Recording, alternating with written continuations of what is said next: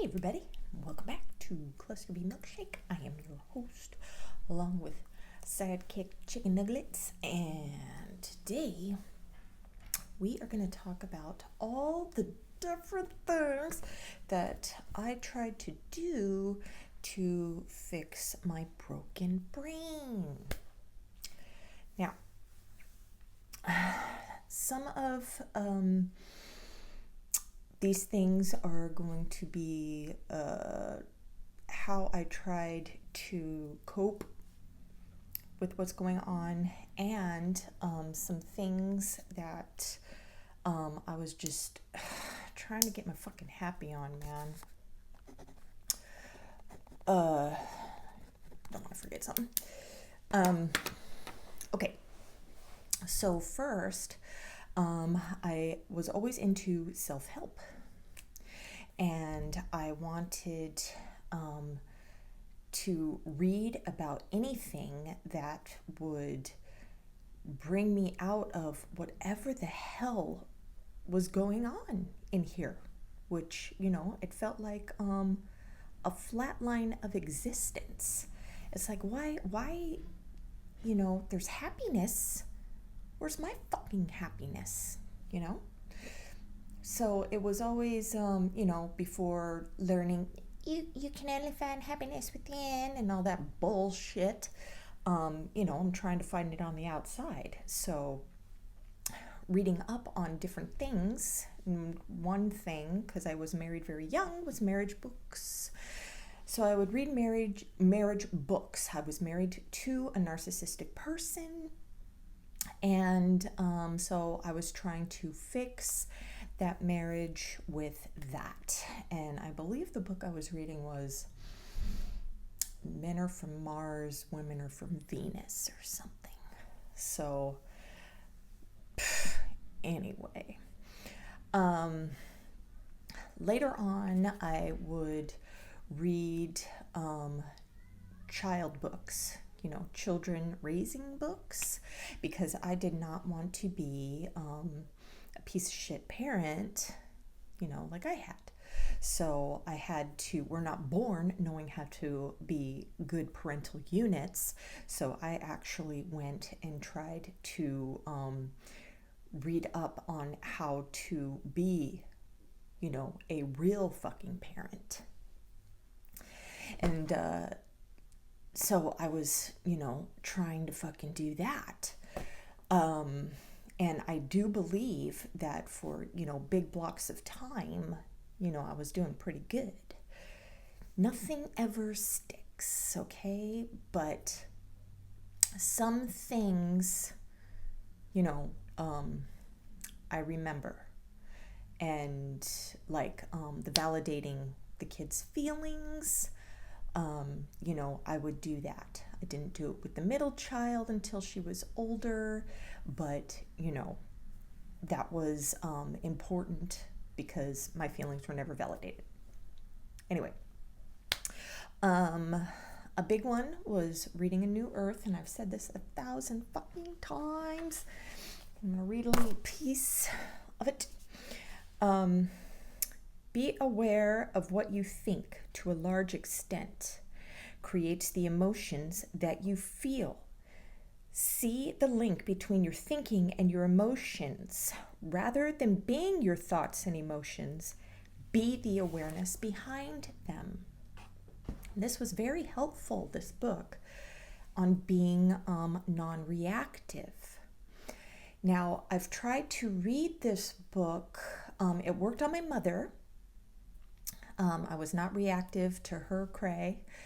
And I started just, when she would start blame shifting or being a, total shit stain, I would say, I'm sorry you feel that way. And that's fucking it, I would not go down any path of her crazy. I would not make excuses for myself. I would not try to defend myself. I was just like, that's your problem. All right. So that was very helpful. It did not work with my trauma bond people. Mm-mm.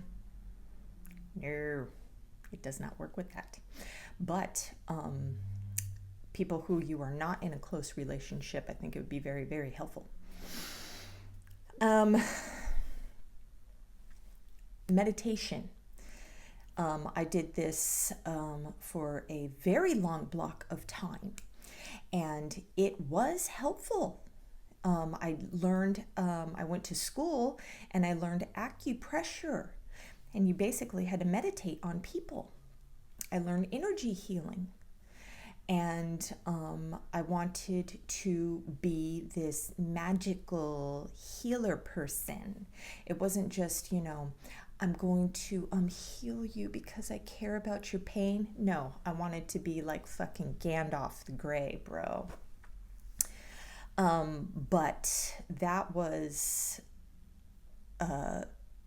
very good too for calming my brain.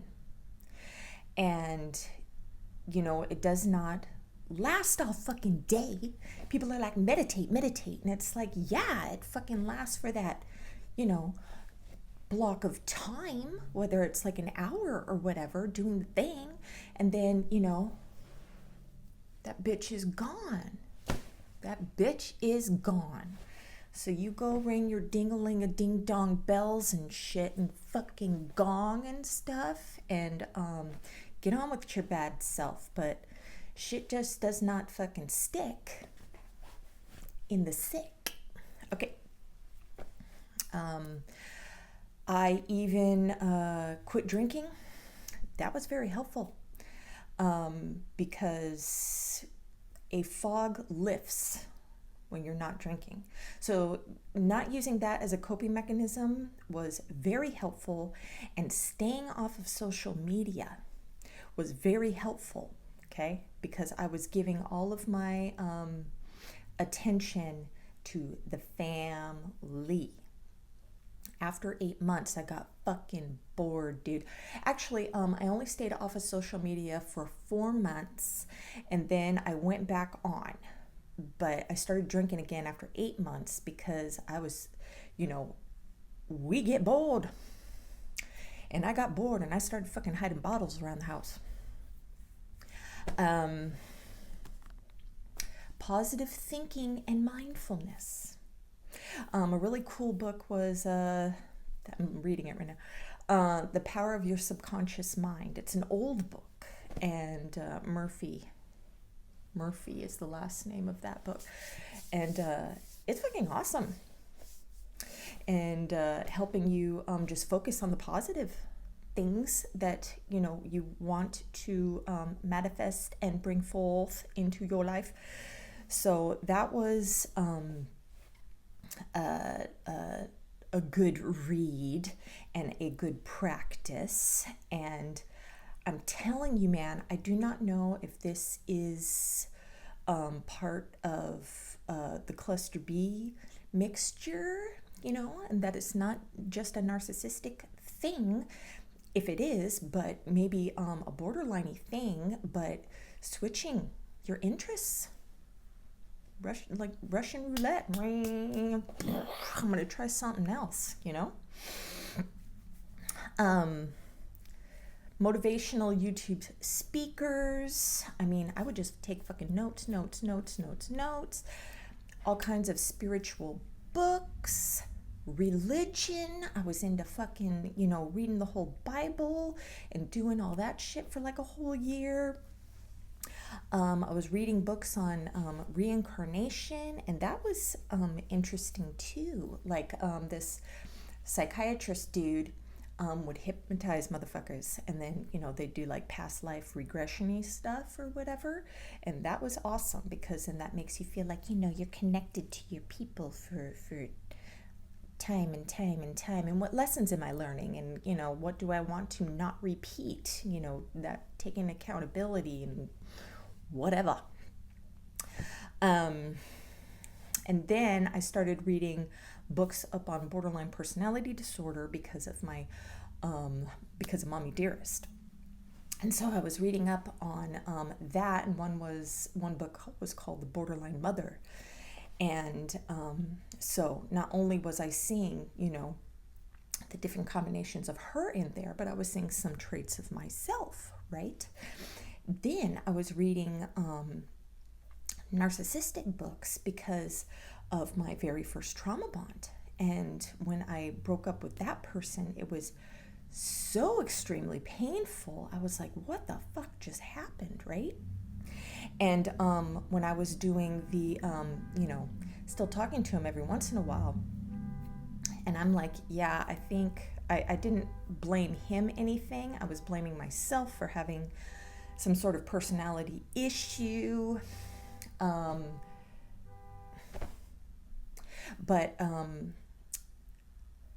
he didn't give a fuck. And in the end of that relationship, he would ghost me for a month and then come back. And the last time he ghosted me for a month, when he came back, I blocked him. I was like, that was it. And then that had been it.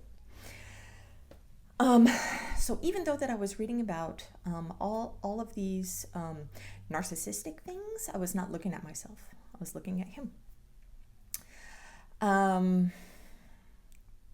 Then I started, I was looking at some Sam Vaknin things, and then I was seeing how our personality traits can, in the cluster B, right? And I'm just like, that's interesting.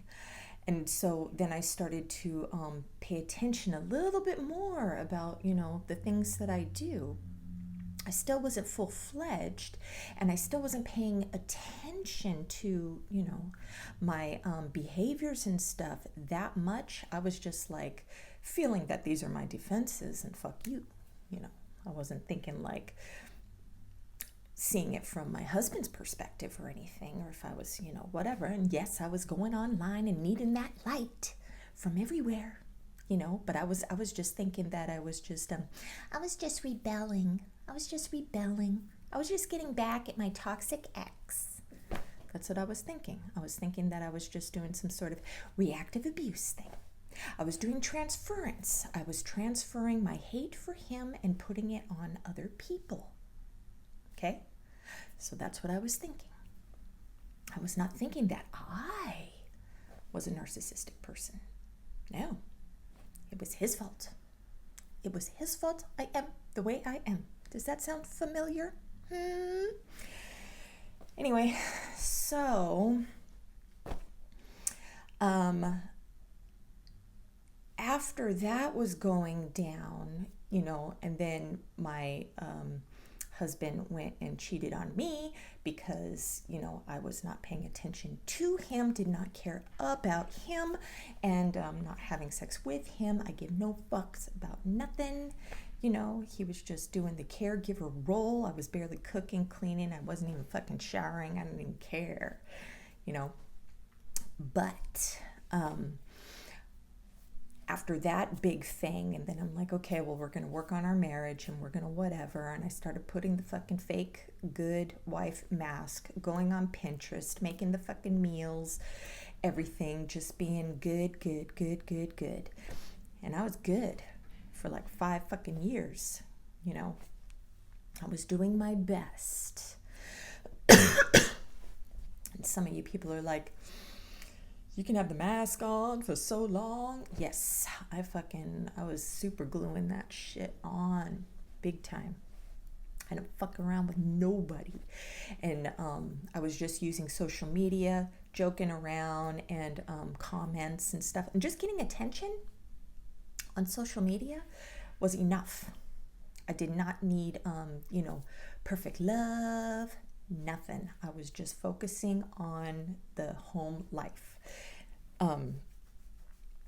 Anyway, then when my lovely friend who was shelving, he was top tier shelving. He was fun, fun social media person. Somebody I never fucking messaged. He messaged me a couple times. We just talked about movies for a couple, times, and that was it. But he never came after me. He never nothing. And it was just social media fun. Him, along with many other people, you know. But, you know, he was married at the time. He had a girlfriend after that. It was nothing. But he came after me. And he gave me my little childhood triggers. And I took a bunch of notes. And I was like, he's fucking narcissist, this guy. And, you know, it gave me butterflies. Because I was like, trauma. And I blocked his ass for a month. And I unblocked him and went back and talked to him. And I apologized for blocking him. And he took me back right away. And our crazy relationship is when I started seeing myself in that motherfucker. I could not, you know, see his perspective of me, but I saw myself in him. I was like, I do that. Or he would be pointing things out, you know, that I'm doing these things and I'm doing these things. And I was just like, but I don't mean to do those things. I don't know what you're talking about. And he just thought I was a toxic motherfucker.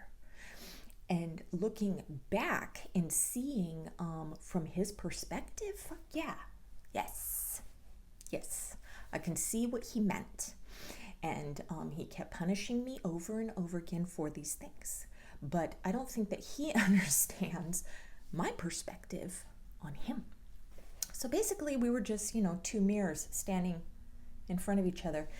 And I would even call him my mirror. He would even call me his mirror. When I would say, he would say, you know, something like, you're manipulating me. I'm like, yeah, gaslight much? And we would use those terms and shit. And then I would say, yeah, whatever, mirror, whatever. And then he would say the same thing to me. So everything, even though that it was toxic as fuck, you know, the roller coaster from hell, we were still, you know, pointing out the toxicity in each other. And the only thing that sucked, that's good, pointing out the toxicity, but the thing that sucked was, you know, the gaslighting ourselves, making up false stories, freaking out over nothing, jumping to conclusions, all of that shit. So just think about your narcissist and all the shit that they're doing to you, but say you're doing that fucking thing back to him or her, and you're going back and forth and back and forth and back, and it's just fuck the whole time. And then they're thinking that you're fucking around on them when you're not. And then you have another narcissist, you know, who was friends with us, fucking poisoning his head, thinking that he was fucking around with me and he's ruining my already ruined relationship. It's madness. And it's because this guy liked me. So he wanted to poison my relationship with my sweetie. And I'm married at the time. And motherfucker has a girlfriend at the time.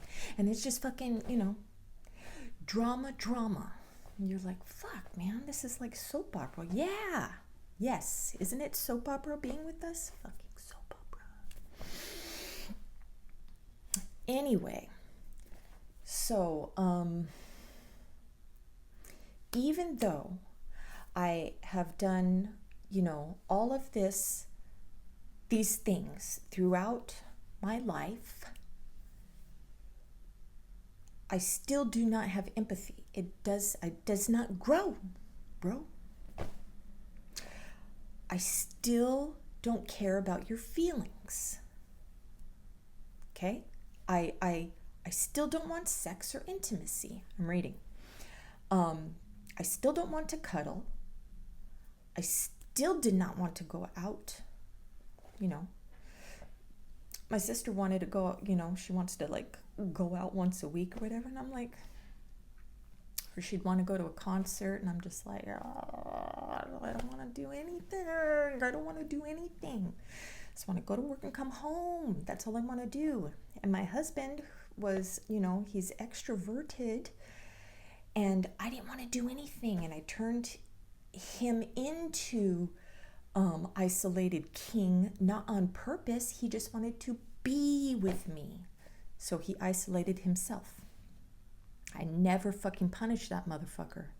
I wanted him to go, and he would not go.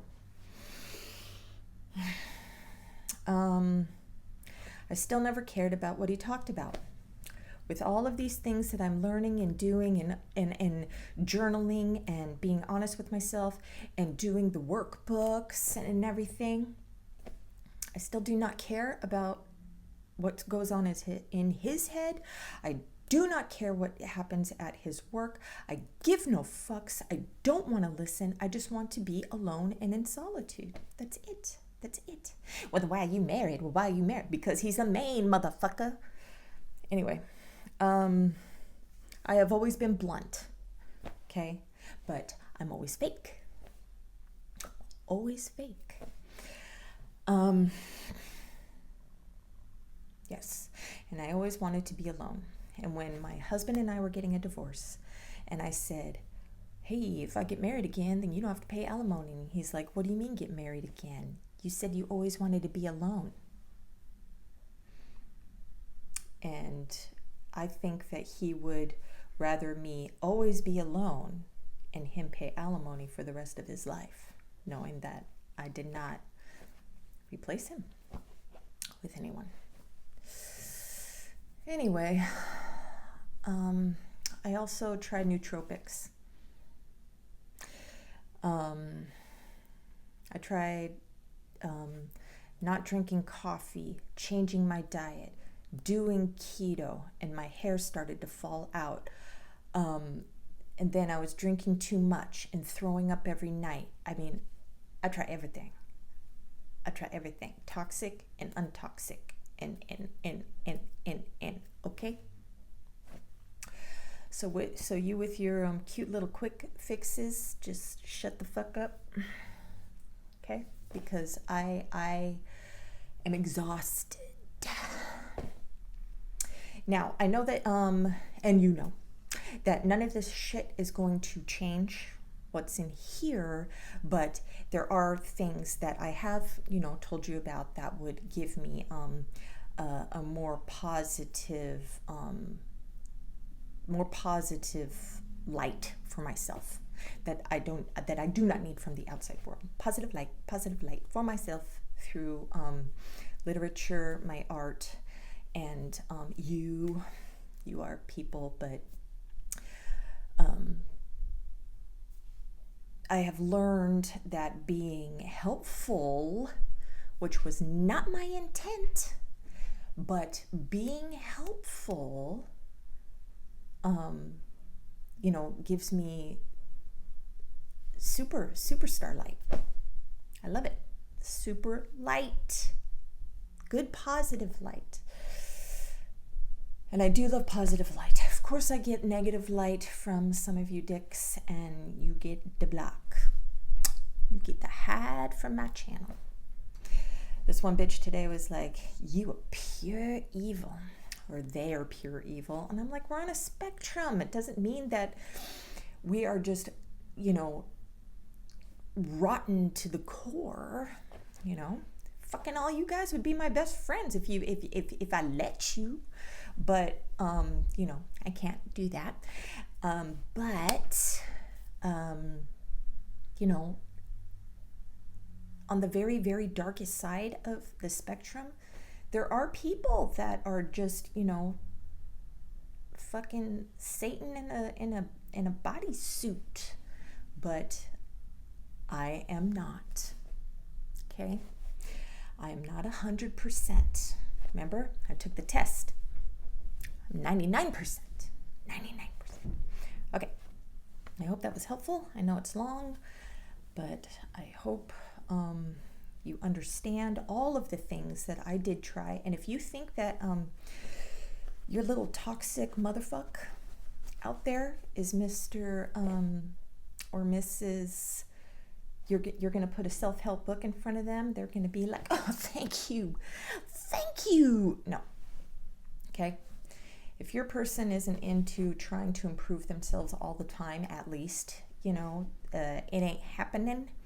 and it doesn't change the broken cup. Okay, the cup is still broken, but feeding it positive light is good.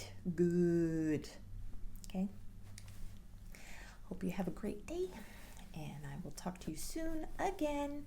Let me know if you have any questions or anything else that you are interested in seeing, and it needs to be about something that I understand, because like when people come on and they're like, yeah, can you talk about psychopaths? It's like, well, I don't fucking know, dude.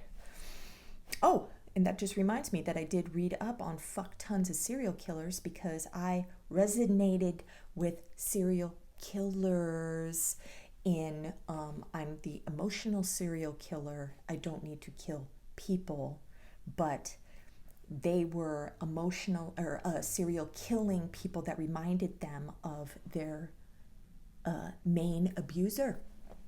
And I am the emotional serial killer of my main abusers. Okay? Have a nice day. Namaste.